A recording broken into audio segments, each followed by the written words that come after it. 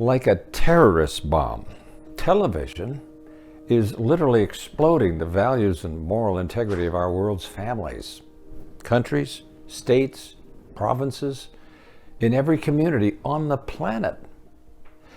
Our children, who sit mesmerized in front of TV for hours at a time, are often the most unsuspecting victims. In this short 10-part series of devotionals on television, I want you to put on your seatbelts, hang on tight, because we're going to honestly examine the most potent shaper of thought in society today. We will look at some chilling facts and statistics that clearly point an accusing finger at media mayhem as one of the largest contributing factors to violence in the world today.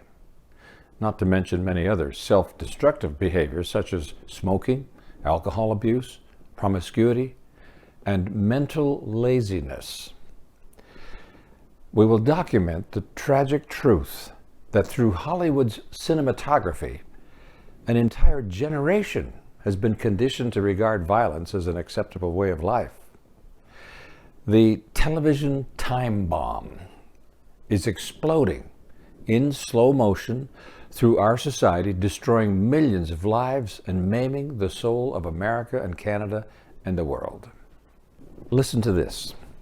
Typical American kids spend more time in front of the television set by the time they are 6 than they will spend with their father during their entire lifetime. They spend more time watching TV than they do at school. Television probably contributes as much to many children's philosophy of life as all other sources combined.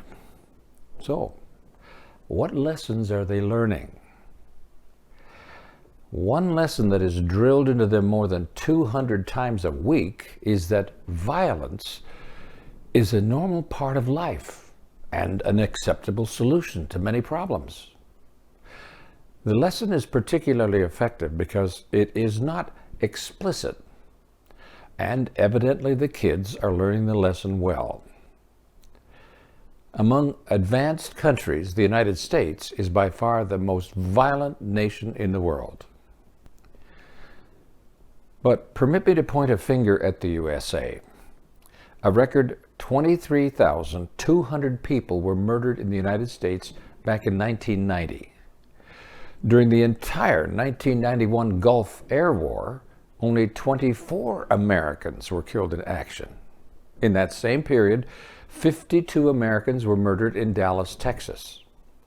The city of Chicago ended 2020 with 769 homicides as gun violence surges, and it's gotten worse the last couple of years.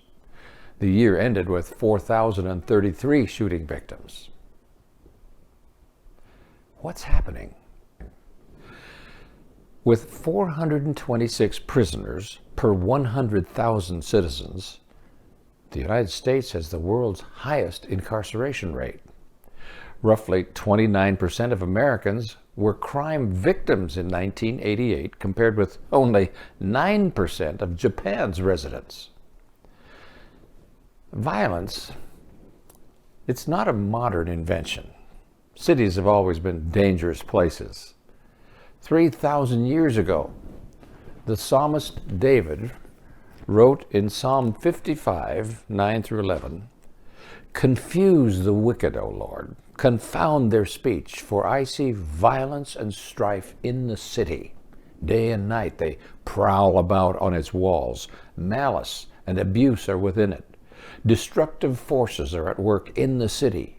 Threats and lies never leave its streets." However, today violence has reached unprecedented levels. And in spite of vigorous denials by the film industry, it is clear that much of the problem may be laid right at Hollywood's doorstep. In June 1992, an issue of the Journal of the American Medical Association published a report by Brandon Center Wall of the University of Washington. Dr. Center Wall summarized the results of some 20 long-term field studies that had been published in the past decade. All of the studies pointed in the same direction. There is a strong correlation between viewing TV violence and acting out violent or aggressive behavior. Now, here's a statistic for my fellow Canadian friends. You know, I grew up on the farm without electricity, without running water and toilets, without television.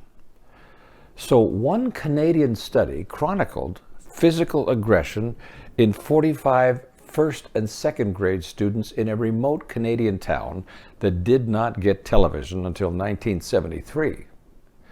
Students' behavior was compared with that of children in two towns that already had television. Now listen, over a 2-year period, the rate of physical aggression among the control group that already had television, well, it did not change significantly, but the rate of physical aggression among children in the remote village increased by 160% after television came to town. Another study followed 875 semi-rural U.S. boys for 22 years and found that their television violence viewing at age 8 significantly predicted the seriousness of the crimes for which they were convicted by age 30. Senator Wall himself compared homicide rates among whites in South Africa, whites in the United States, and the general population in Canada. South Africa was chosen because television was not introduced there until 1975. Following the coming of television to the United States, 1945 to 1974, the annual white homicide rate increased by 93%. In Canada, for the same period, the homicide rate increased 92%. But during that same period in South Africa, where there was no television, the homicide rate actually dropped by 7%. Are you listening? Christianity Today editor David Neff published an editorial years ago called Shootout at the Not So Okay Corral. Michael Medved, in his book Hollywood versus America, says the same thing. Because what happened after 1975? In Canada and the United States, countries already saturated by television violence, the homicide rate dropped slightly, but South Africa's white homicide rate increased by 130% after television was introduced there. Dr. Centerwall's studies led him to a startling conclusion. Listen, without television in the United States today, the data suggests that there would be 10,000 fewer homicides each year. 70,000 fewer rapes, and 700,000 fewer injurious assaults. Centerwall suggests that our crime rate today is double what it would have been had there been no television. Now, if Centerwall is correct, I find that astounding. Half of all the crime in this country may be due to the influence of television. And no time with this book. Can you imagine the enormity of suffering that these numbers represent? In November of 1991, the Oscar-nominated actor and activist Edward James Olmos, while addressing a forum on movie violence, solemnly declared, and I quote, "Nothing that we can do will ever stop the damage that we've done." But you know, friend, there is something you can do. you can become more informed and you can make more intelligent decisions about what you watch and allow your children to watch on TV. Perhaps you can even write a few letters and punch some holes in the darkness. When Robert Louis Stevenson was a child of 6 or 7, he was watching the lamplighter at work one evening. As the boy stood silently at his window, he saw the man move down the street, lighting street lamps, one at a time. Thinking his silence was evidence of mischief, his nanny called out to ask what Robert was doing. Young Stevenson replied, "I'm watching a man punch holes in the darkness." Through this short series, with our Bible as our textbook, I hope to inspire a few others to punch some holes in the darkness and perhaps save a few lives. You know, there was a time thousands of years ago when the earth became so corrupt and so violent that God had to intervene with a flood. I'm quoting here from Genesis chapter 6, verses 11 to 13. Now the earth was corrupt in God's sight and was full of violence. God saw how corrupt the earth had become, for all the people on earth had corrupted their ways. So God said to Noah, "I am going to put an end to all people, for the earth is filled with violence because of them. I am surely going to destroy both them and the earth." Today, once again, violence is becoming pandemic. For a variety of reasons, far more people have died violently in this century than in any 2 centuries in the past. Many people feel like the Old Testament prophet Habakkuk, that he felt so long ago, Habakkuk 1, verses 2 to 4. "How long, O Lord, must I call for help, but you do not listen? Or cry out to you, violence, but you do not save? Why do you make me look at injustice?